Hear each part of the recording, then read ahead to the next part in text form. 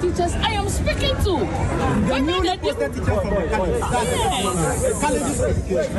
I'm saying that I don't know. And we are ready to solve. We even have a technical committee. Technical committee has been formed just to solve all these problems one after the other.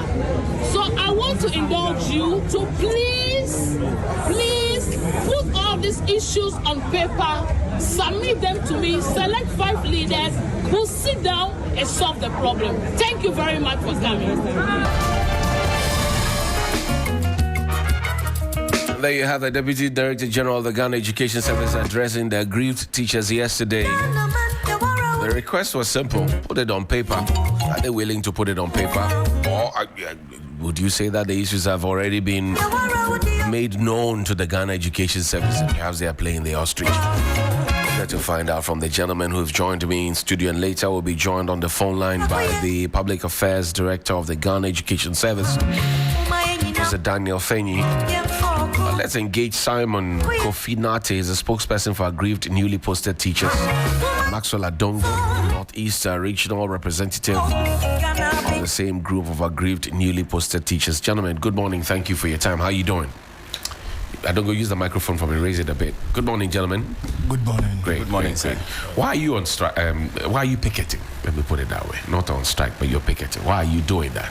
Thank you very much, and then good morning to your listeners and all who are watching live on social media.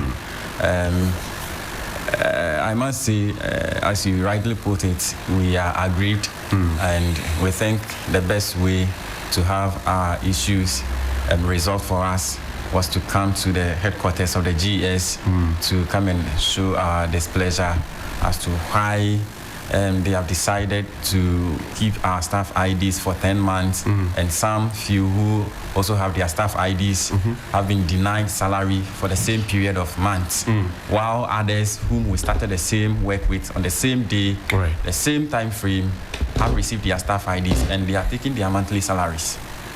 There's no explanation to this? Well, previously when we came, we were told that the clearance that was issued last year, that warranted our posting, had actually expired in December last year. And so we were told that a letter was written to the formal administration for an extension, of which it wasn't done till date. And one thing we are finding it difficult to understand is the fact that we are very much aware that the clearance was given to a group of people. Let's say we are 5. The clearance had come for 5 of us. And so we expect that it covers the 5 of us. So along the line, if 3 out of the 5 should be active and then 2 out of the 5 will be inactive, to some extent, it raises questions. And so that is what we still don't understand. I see. I don't go to you. To what extent is this a situation of no ID cards, no salaries for some of your members? To what extent is the reach and spread in the Northeast region? All right, so I also say good morning to cherished listeners and the good people of Northeast, especially my students. I want to correct the name. The name is Adogo. Adogo, okay. Yes, not Adongo. Not Adongo, sorry about that. As you may be aware, the Northeast is a deprived place in terms of every district. And most of my colleagues from that end are from the South, the Ashanti regions, and we have gathered there. And looking at the facilities we enjoy and being there, and the cost of living. For example, I am in Pani after the Wanjuga border. Okay. And to come to Chereponi, it's about 45 minutes ride with a motorbike. Right. So, and some are also far away from where we are. And for you to get even food stuff, you have to come to the Chereponi township. So without a motorbike, you are at a disadvantage. No potable drinking water. So if you don't want to contract any disease, then that means that even your food you have to eat should be you should use at least pure water. And a bag of water costs 12 cedis. How many will you use to cook? How many will you drink? Where is that money coming from? And I can say most of them are with children. So coupled of all this, you have to go to class and teach again.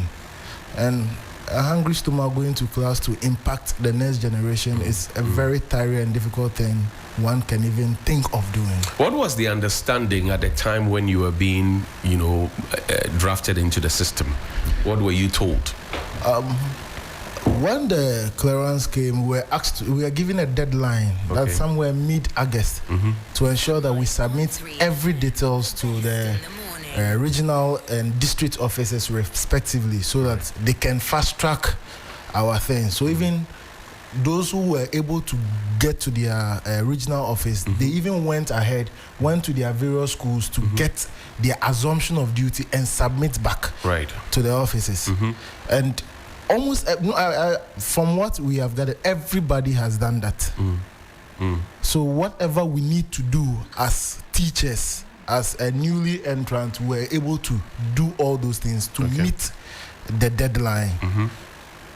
I see. So for you satisfied every prerequisite that was there. Exactly. Sure. So that's where you don't see why your ID cards have not gotten to you. Do you gentlemen have ID cards, by the way? We don't. That's tough IDs. But you have colleagues who have ID cards. Exactly. Sure. Who are also, giving clearance the same period that you were giving clearance. Yes. But is it the first time you are talking to GES about this matter? It's not the first time. But the GES Deputy Director General says she doesn't know about it. That was an unfortunate statement she made yesterday, and I think that's I would say it's aggravated the whole situation. In that in April we were there. Personally, it's the fourth time being to their office, and then in April we came there in numbers as we did yesterday. Right. And so it was on the same issue. So for her to have said that it's the first time she's getting to know, it's very unfortunate on her part. But she's made a request that puts the grievances on paper. Have you previously written to the GES? Like I said, it is not a new thing. Right. For us to be writing. But is there an official complaint from your grouping to the GES? Oh yes, we've done that. Right. We've done that. So that you don't see the need to rewrite what the GES already has. Like she mentioned, there was a committee that was set up by the Director General. That is when we started making follow-ups on reasons why we are not getting the staff IDs. Right. And so a committee was formed. But the unfortunate thing is, those who were part of the committee were mostly from the Ashanti region. It got to a time when their issues got resolved, and so it was like, once my issue has been resolved, there is no need coming all the way from Ashanti to come and fight for those in the eastern and central. That is how come. So you within your front, you were disjointed because some people got there, so they decided that, okay, why should I come and partner with them to go and change? Exactly. That is what it's looking like.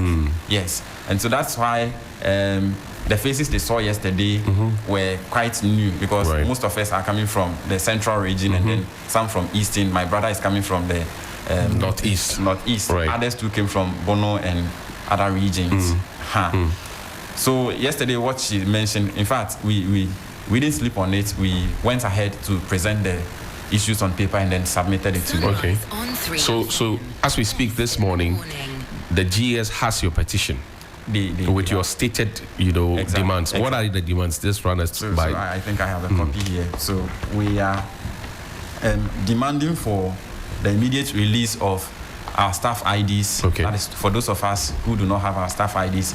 And then those who have the staff IDs but still haven't received any alerts in their account. Okay. As for the 10 months. So these are the two major issues that we are fighting for. Right.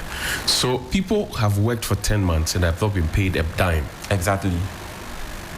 I find that strange. It is strange. Very strange. So, if you will, for six months in this regime, under this regime, you have not been paid a dime. Sure. And then the last 4 months, you have not been paid. Exactly. But you had up to August, you say, to complete the processes for regularization. Yes. So officially, we started work on the 10th of September, 2024. Right. Yes. So prior to that reopening date, between July and August, or any process that we need to, go through, we did everything. And then officially, if I have not gone through the process, nothing will guarantee me to start work on the September 10th. Right. So we did that, and then officially, and what we were told was that the staff IDs, for instance, are released in batches, and so there was no need to rush at the initial stage. Because that was your understanding, exactly, that it will come eventually. Yes, and even the first batch came around December. So there was no need to rush. So we were waiting, and then along the line, there was this letter that came that people whose names are not found and on payroll should have their appointment revoked. Even with that, we didn't, put ourselves in that shoes, because we know we are coming from the colleges of education, teacher training, so some of these things do not necessarily affect us. And so it got to a time, then we had to go back to the regional offices for revalidation, of which we did. And so after that, there was another release of staff IDs.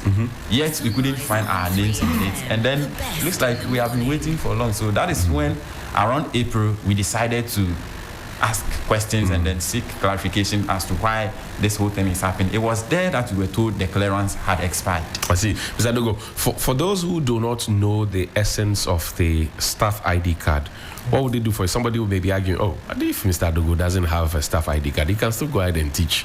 What does it mean? What does a staff ID card mean for you, the teacher? So, as a government worker, the staff ID is basically your insurance to tell you have been employed. Right. So without a staff ID, you have no business with the government. Yeah, so that is the main importance of the staff ID. And as of now, you feel that the government has not properly engaged you? Sure. Because we are yet to know if, like my brother said earlier, a communique came that those who had their appointment prior before the elections were revoked. Right. So if up till now, after even going through all the processes that we were asked to redo again, and we still don't have the staff ID, what is the guarantee that we are still employed? So this whole thing is about your job security. Sure. Primarily, and then your unpaid salaries. Yes, okay. Daniel Fenyi is joining us on the phone line. He speaks for the Ghana Education Service. Daniel, good morning. Thank you for your time. Morning, Johnny. Thank you for having me. Great. Are you able to confirm if the aggrieved teachers indeed brought the petition as the Deputy Director General yesterday advised? Yes. So I am able to confirm that, yes, a section of teachers picketed yesterday, and they presented their concerns initially orally. And, our thinking was that typical of picketing protest demonstrations, normally the concerned people would come with a petition, official petition. But our interactions with them, we realized that they didn't come with an official one. So after they had presented orally to us, we advised that they put it on paper and present to us, so that if there's, so we gave them a response there and then, some assurances there and then. The Deputy Director General, Professor Smile GC, interacted with them. Then they sent a petition to formally, which we have responded to the petition this morning with a press release. These conversations go to emphasize that the concerns of these teachers, their worries are very much on the table of the new management of the Ghana Education Service. Even though this is a concern or a problem we inherited, we still feel that government is a continuum. We are supposed to continue what we inherited. If it were good, I'm sure we would have taken it for ourselves. So if it's also a challenge, then we have to be up and doing and address them, and that's what we are doing. Now, the confirmed information we have is that this is a group of teachers who completed the College of Education in 2022 and then did their national service 2023 and then in 2023 and then got absorbed into the system in 2024. They are 12,807 in number. However, I realized that payment of their salaries and the issuance of their staff IDs, 9,950 got their salaries and their IDs by the end of December 2024. So by that time, the clearance had expired. So we came to meet an expired clearance, and 2,113 had received their staff IDs but no salary. 2,113 staff IDs, no salary, and then 582. Right. Had not received their staff IDs. They had not received their salaries too. So these are the two groups that I would say are the teachers' concern now. What would you say is the cause of the delay for the issuance of these ID cards and, if you will, for the payment of these salaries? So we conducted a validation exercise across the country. That was the first thing we did. And some of the findings we had was that, one, of course, there are slow administrative processes that affected some of them.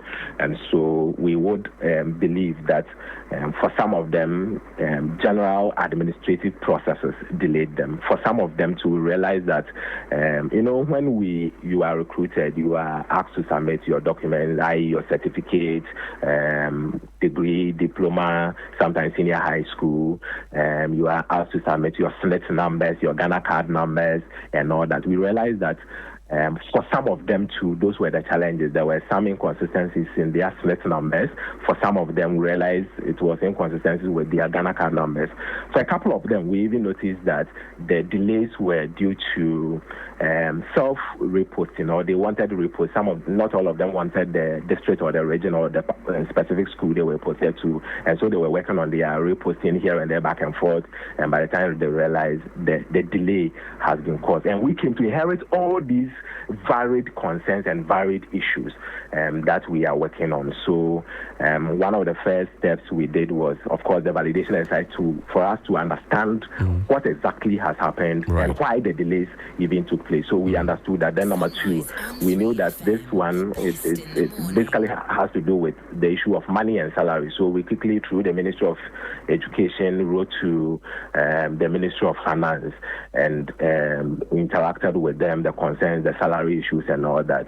Fortunately for us, the Ministry of Finance made budgetary allocation for us in the 2025 budget. So budgetary allocation has also been made, fortunately for us. So the conversation of, we are not sure whether we are teachers, we are not sure they will sack us, we are not sure we are proper teachers and all that, I can confirm to you that budgetary allocation has been made for the College of Education graduates. For them, they receive posting. So it's not even a conversation of, we are not sure whether we are teachers. They will take us out. They will take us off. No, they are not in that category of conversation. And so budgetary allocation has been made.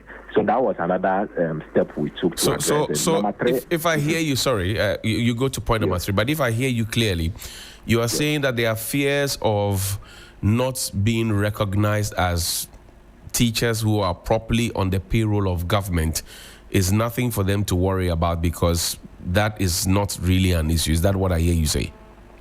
100%, Johnny. And I'll emphasize again that the fear of we are not teachers, they will take us off. We are not sure whether they will give us salaries. That one is out of the conversation, out of the discussion.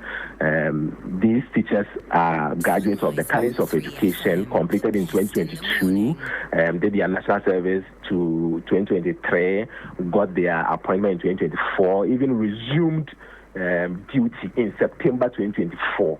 We know them for sure. Their number is 12,807. Not a single one of them will be taken off the system. Not a single one of them will be laid off with the excuse that they don't have their staff ID or they have not received their salaries and all that. That fear should be removed from the system. We are working.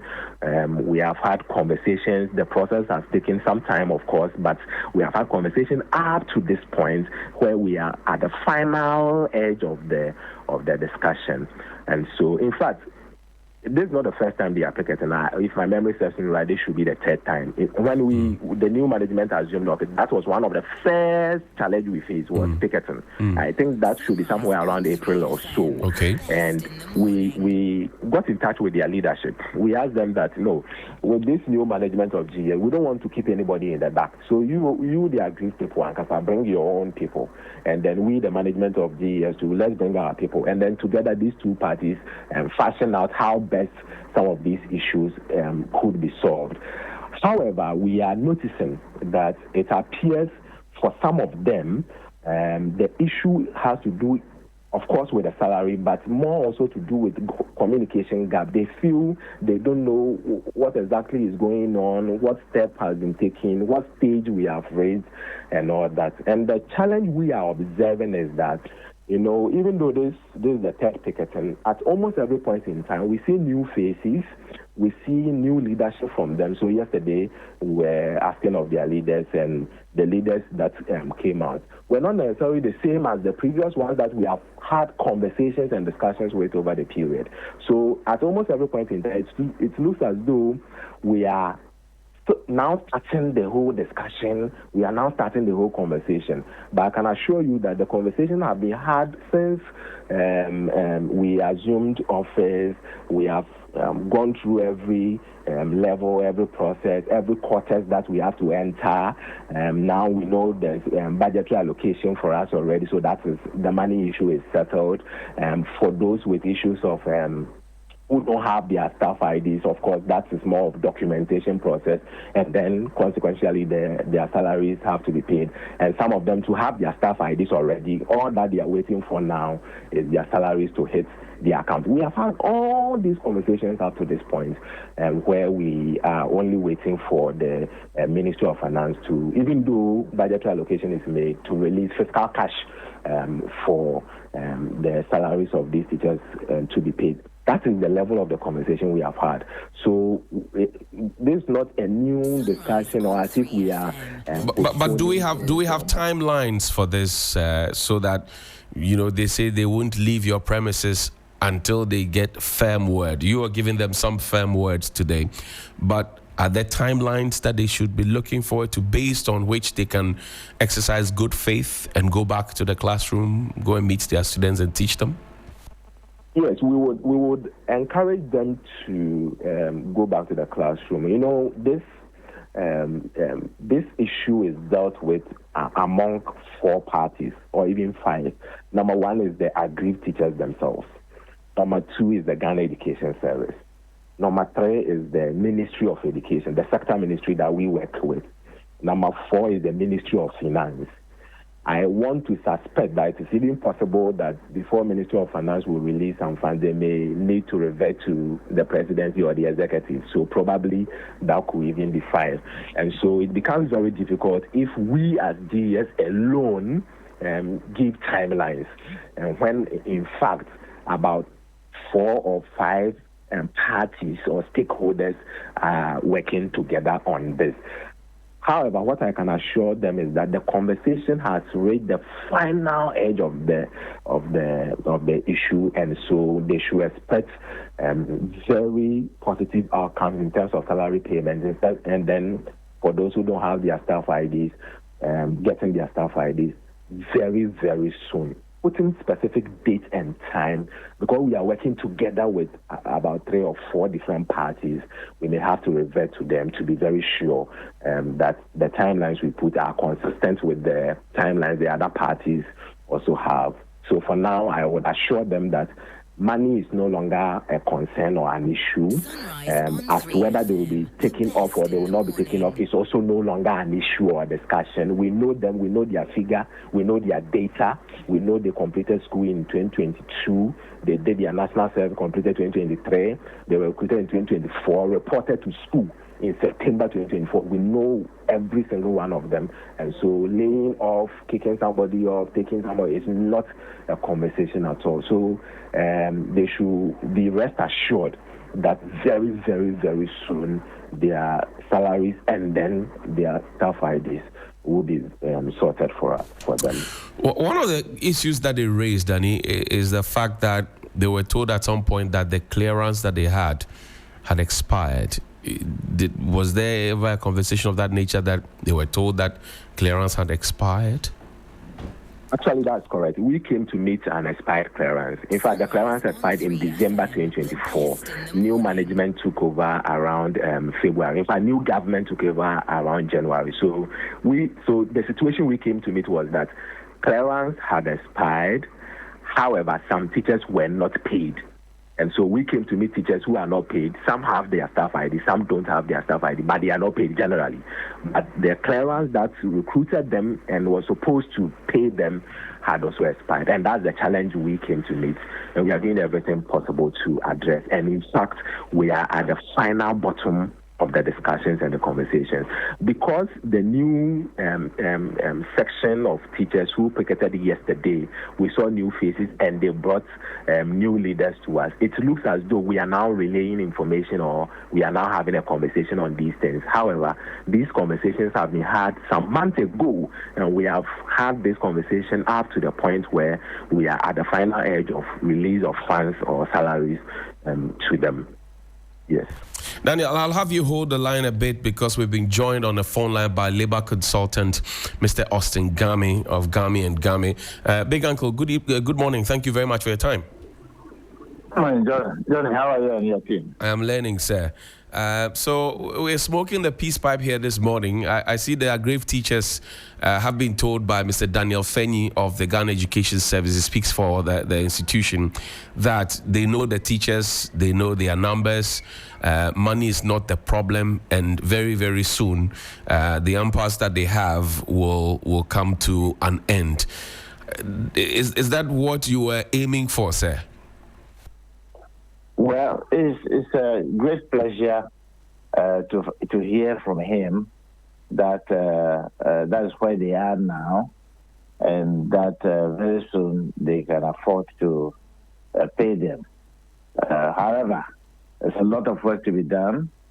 That is to say that if truly we have to deploy all these teachers, which is even a greater concern to them than even their pay. Some of them do not have where they are supposed to be, teaching. And so clearly, a lot of work has to be done by the Ghana Education Service and its ministry to ensure that the people have assurance as to what really they want to do with them, and that they can be assured that, like anybody else, at the end of the month, they don't need to be struggling. Albeit, we all know that it's a leftover problem, but we are a government, and so I say we because the entire country is virtually the government.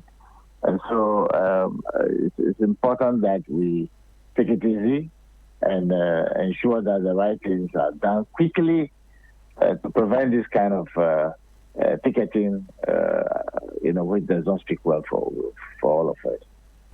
I see. Now, going forward, how should we be conducting ourselves where we give financial clearance and at some point the persons who are supposed to benefit from it to activate their rights on that financial clearance are told that the clearance has expired?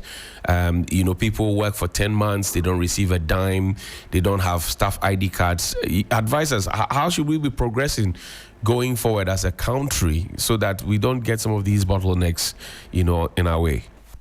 The reality is that government as employer has objectives annually as to what they want to do with their strategies.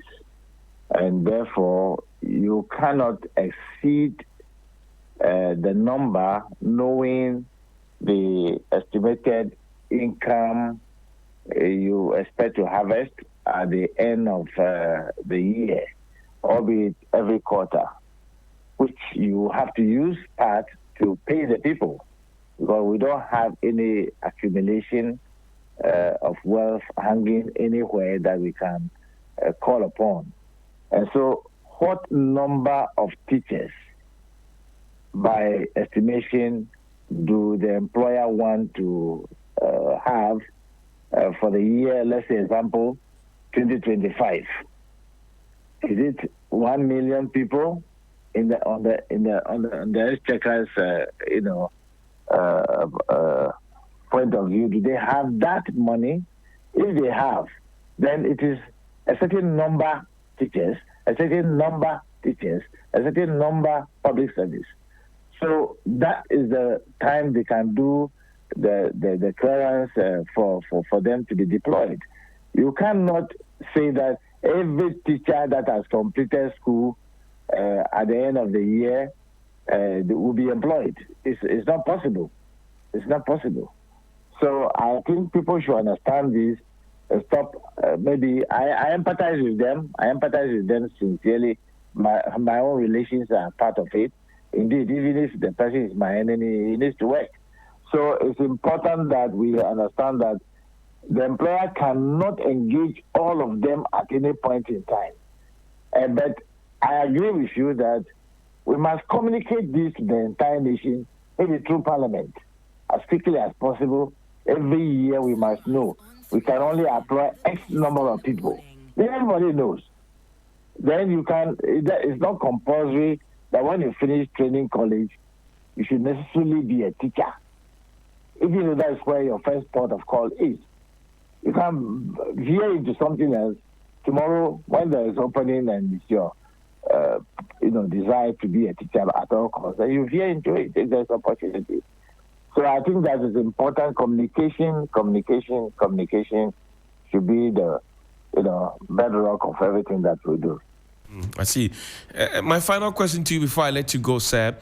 Now, the expectation by some watchers of the space is that many of these strike actions, picketing, will come in the coming days, given the fact that there are a few issues here and there. Every grouping has their own issue. CLOSAG recently went on strike.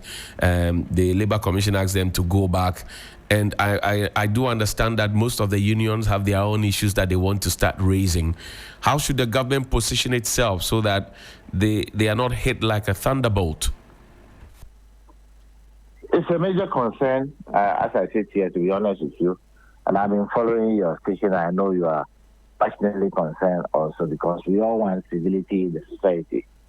Unfortunately, people appear not to... You see, corporate governance is not a figure of speech.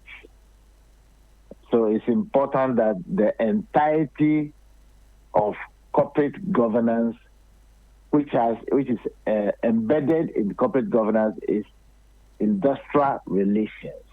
And the word is industrial relations. Every Tuesday, I teach those doing masters in industrial relations in Legon, and I'll do that tonight also. If industrial relations is the bedrock, it's relationship. It's like marriage. It's like husband and wife. If you are not in the best of talking terms, you are not in the best of relationships, you can call yourself married people, yet you will not be a happy bunch of people in the house. So relationship at the workplace is critical. Otherwise, you will never. And because also we pay people for putting in appearance at the workplace and not based on performance.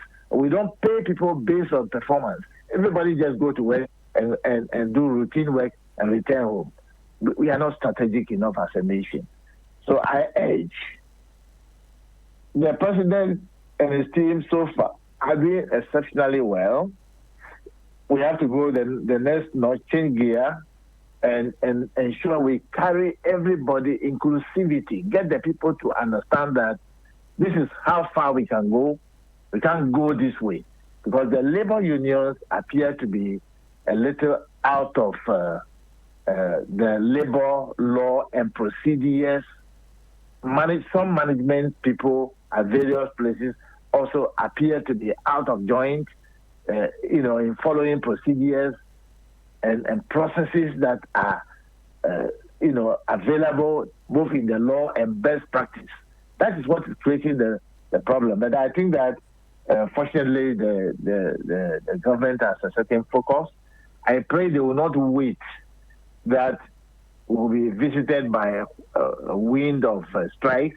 We have to be proactive in inviting people, in ensuring that we engage them, let them know, share information with them. If we don't share information and people are in darkness, they will operate in the darkness, and that will result in strike.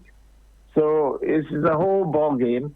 I think one of these days, if we have time, I'll come to your studio and we can have a long session. Thank you, Mr. Austin Gamey of Gamey and Gamey. We thank you very much indeed for your time. He's an experienced labor consultant joining us here on Sunrise on 3FM 92.7. We're grateful, Big Uncle. And Danny, let me wrap up the conversation with you and come to the teachers. In fact, let me pick the thoughts of the teachers. So this is what, so far, we seem to be getting, some solution. Adogo? I'm not really convinced because...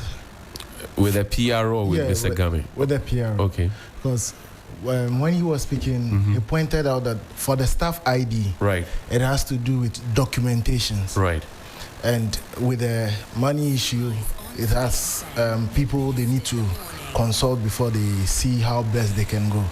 But now, if you are saying those without the staff ID, you also have to consult all these people before you do the documentation process. Then I think there is still something that needs to be explained to us before we can get it. Because if you can work on the documentation, then later, after everything, the money comes, there is an assurance. But if you have to consult the people that you have talked to before you can start the documentation process and go on to payment, it doesn't really sit well with me. I see. So for you, all the assurances have not really convinced you? Sure. Because it's told you that, look, the ID card, the fear of you not having an ID card, which you interpret to mean that you may be pushed out of their service, is neither here nor there, because they know you came from certain institutions, they know how many you are, they know who exactly you are, so that's not a problem. He says that now government has allocated some funds, so your monies will come very, very soon.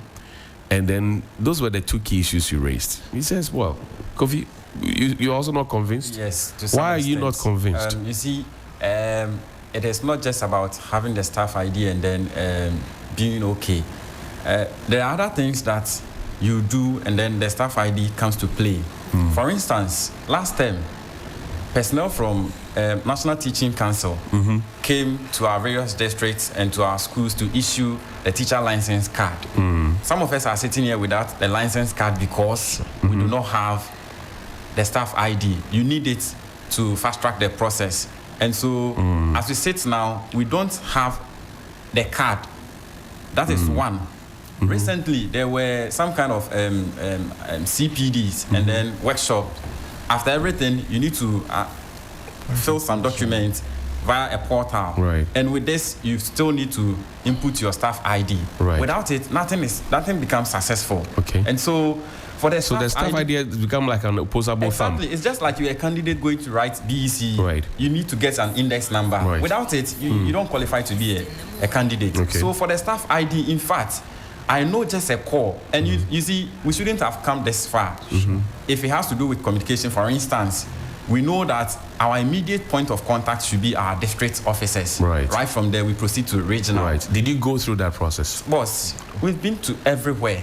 And so if he's saying that, or they are saying that means of communication is becoming a problem because of the change of faces, I mean, they could communicate to our regional offices. They will also do onward relay to our district offices, and then we'll get it. I see. Danny, so, hello, Danny?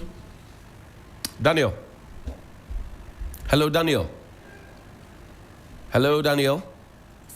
I don't think. Kuzu, you have to raise Daniel back on the phone line for us so we can get some clarity from him, because I thought we were making headway, but now you're raising another, supplementary issue regarding, why you need the ID card immediately. Exactly. and what you need to do with it and all of that.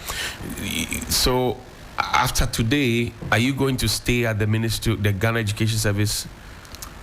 To be honest with you, we are not that difficult, and we do not want to implicate or complicate the situation at all.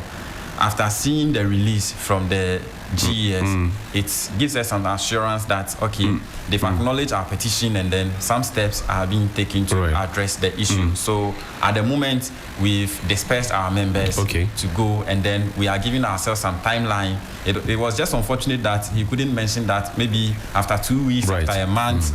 He said very soon. The very soon is what we've been hearing since day one, and that is where we are now.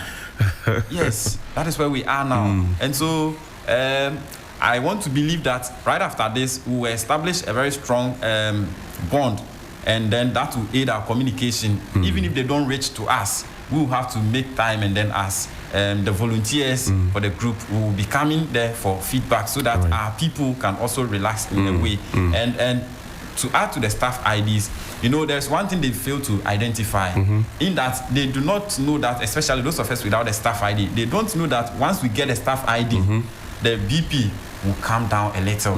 Yes. Oh, your members' BP have shot up? Oh, boss. Is yours going up too? Because the way you paused. Right from here, I'll be going back to the hospital for checkup. You want to go and check up? Exactly. To be sure if you are safe. If I'm safe. As it stands now, I'm not safe, because I've not had sleep for the entire... Tell me, 10 months without salary, how have you survived? Adogo. I'm curious to learn. All right, so I think when I was going, I was able to just rent for 6 months. Okay.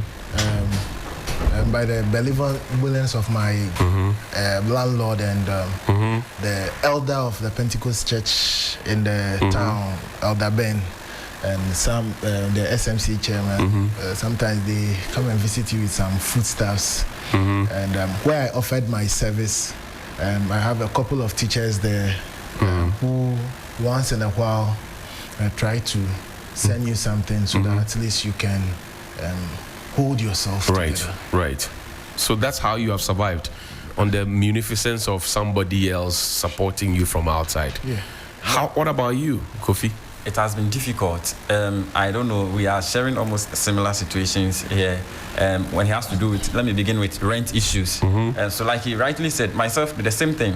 I think going in last year, because I wasn't financially buoyant at the time, I had to negotiate with the landlord to, give me some space to pay for half. Even with that, it was just a year advance, but I still have to pay half, that is 6 months, and then give him assurance that probably after some 4-5 months, things will be all right, and then I'll clear the rest. To be honest with you, as it stands now, I've not been able to clear that there. And then one difficult thing I'm facing right now is after I had left for vacation, upon my return, I found out that my light had been disconnected because you couldn't pay. For the 10 months, I was able to pay just a month out of the utility bills. If you doubt, I can give you my landlord's number. We can speak to him right now. So as we speak now, I sleep in the dark. I have to go to a friend's place to iron my dresses and everything for school. Yeah, but at the moment, I live in the dark. I see. Yes. And they live in the dark. It's 20 minutes after 9 here on Sunrise on 3FM 92.7. We're speaking with the aggrieved teachers. We just spoke with Mr. Austin Game, who is a labor consultant and also the PRO for the Ghana Education Service, Mr. Daniel Fenyi. Now, joining us in studio is Eric Dafoe. He's a member of the GES Technical Committee. Chama, good morning. How are you doing? Good morning. I'm fine. Great. What is this whole GES Technical Committee about? What do you do? Okay, so to begin with, I'll extend my greetings to our viewers and our listeners. This whole technical committee thing came about when we went there for the first time. We met with the Director General, and then we poured out our grievances to him, and he decided to form the committee. This was this year? Yes, this year, April. That was April 16th. Okay. So yours is institutional representation? Yes. From which institution? From the aggrieved teachers. Okay, so you're part of them? Yes. So we went there, and then we spoke to him, and he formed the committee. So the committee, he added 2 of us, of our people. One from those of us who are not having the staff IDs, and then the other from those who are having the staff IDs, but they were not receiving their salaries as at that time. So they added 2. Initially, I wasn't part of the 2, but later on in that same month, 30th April, we had our first picketing over there. Okay. And I was added to the committee, of which we had meeting with the chief auditor, the HR, the IPPD coordinator at the head office. So we placed measures, we put measures in place for this whole issue to be what measures did you put in place? What was your terms of reference, by the way, as a technical committee? Yes. What were you mandated to do? When they formed the committee, they didn't tell us anything that day. They just took our numbers and then our names, and then the 2 people that were added, they took their numbers, their names, and then we went away. So we were hoping that they would call. They didn't. A week later, I went there with one of the leaders who was part of the committee that time.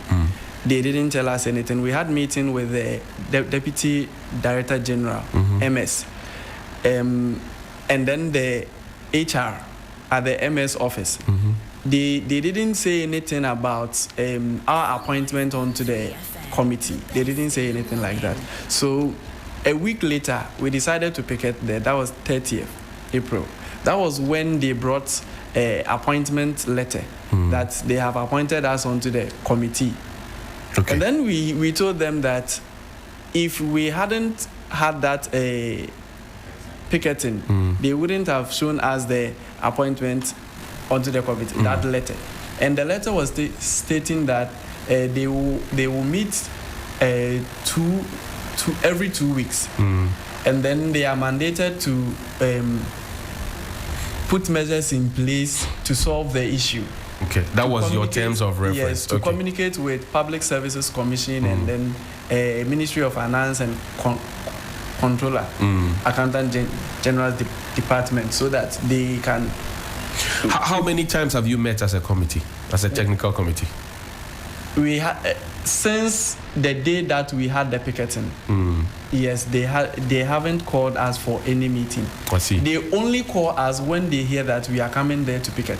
Yesterday, the Deputy Director General said that the technical committee was working to fix these issues. We don't know anything about it. Yes. How come you don't know anything about it? You're a member of the committee. Yes. You are 2. We are members of the committee on paper. I don't understand. Yes, I will let you understand. As I said, we are on the committee in case they need information from our people. Right. Then we will give it to them. In case we also need information from them. So you're more like liaison officers. Yes. But have you availed yourself to sit in the meetings of the committee? They don't call for meetings unless they hear that we are coming there. Before they will say that, we have meeting with you at 10. The same day that we have planned to go there. Mr. Daniel Fenye, who speaks for the GES, is promising that, look, your ID cards will come, funding is not a problem, it will be very, very soon. How does that sound to you as a member of the technical committee? We will be satisfied if they are able to give us a specific date. Okay. All right. That they are going to give us the staff IDs. Let's see. Mr. Fenye is joining us on the phone line now. Chief, welcome back and thank you very much indeed for your time. Thank you, sir. Thank you, sir. So, grateful to be here. So the teachers want a definite date as to when this whole saga of salaries unpaid and then the ID cards will be fixed. Are you able to give us that date? Yes, Johnny. So I don't know if I mentioned to you, this conversation and this whole issue is dealt with among about 4 to 5 different parties. The Agric teachers themselves, the Ghana Education Service, our sector ministry, that is the Ministry of Education, the Ministry of Finance. And I want to suspect, this is just rumor, I want to suspect that the Ministry of Finance might also be working even with the presidency as well. So if only GES as just one party in the entire conversation comes out with timelines, then it becomes a bit problematic. However, their assurance that I can confirm to them is that budgetary allocation is made for them. That is one. 2, we have had the conversation to the final end of the whole issue. And so if they would confirm, I am sure they would attest that they have already submitted a lot of documents to district level, regional level, and sometimes even to the headquarters. All those processes have been done. So for now, as we talk right now, the whole conversation is there at the final lap of it, which we believe that the final lap is the salary hit in the account. And currently that's what is left.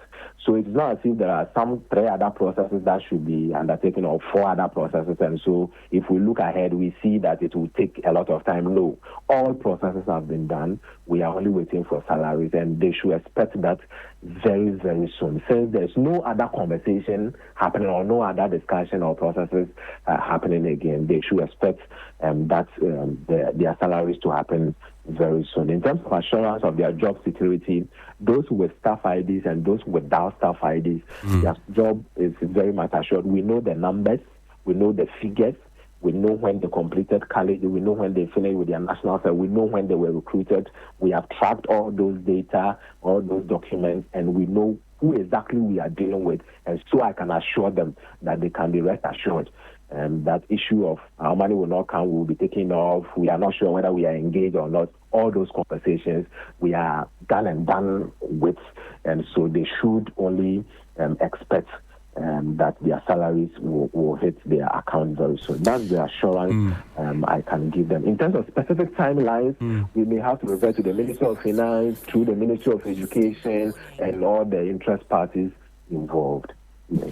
They also mentioned, while you are away, that, for example, they need the ID card ASAP because, for example, if there are some updates they have to do regarding their PIN and all of that, you'd have to enter your specific ID, staff ID number, and they do not have it. Because they don't have it, there's always that hindrance or impediment in their way. And so are you able to confirm if you can expedite action on the ID card so they can get it ASAP at a definite date? Okay, so so we inherited 582 teachers without staff ID and without salary. That's what we inherited. However, what I can confirm to you about the seeming delay is that, the ID cards, the staff IDs are related to the salaries. So it is as though once the financial clearance expired and we're not able to issue salaries, then that also had impact on those without their staff IDs too, because the two go hand in hand. Of course, the staff IDs are the ID numbers they have almost as evidence as teachers, and so they use it for beyond the salary for other things. Government is also thinking around the fact that because the staff IDs are so related to the salaries, once the financial clearance comes or the funds are released, then their staff IDs. I can assure them that for the staff IDs, that one borders on documentation issues. They have gone through almost all the documentation processes with that one too. So that one too is just left with generation of the ID numbers. And because it is directly connected with the salaries, we want to connect it with the financial clearance that we are working on now. But they should be, that one to very 100% assured that the system recognizes them as teachers. Of course, they need a number, the staff number, to do other things, especially on the ground or on the field or in their schools where they are. But as at the national level, we recognize them as teachers. They have been issued appointment letters. They have been placed or posted to specific schools, districts and regions, and so we know them. We recognize them as such, and so as to whether because there's no staff ID, they seem not to be really recognized as teachers. No, that's not what we know as Ghana Education Service. We know that they are teachers, they are our staff, they are our own people, we are working with them and all that. But because it is connected with the clearance or the payment of the salary, that would explain why, since the financial clearance expired, they have also not gotten their staff ID. They say, look, they've given you good faith by asking their people to go home. They are not picketing as we speak at your premises. So show good faith and give them a date.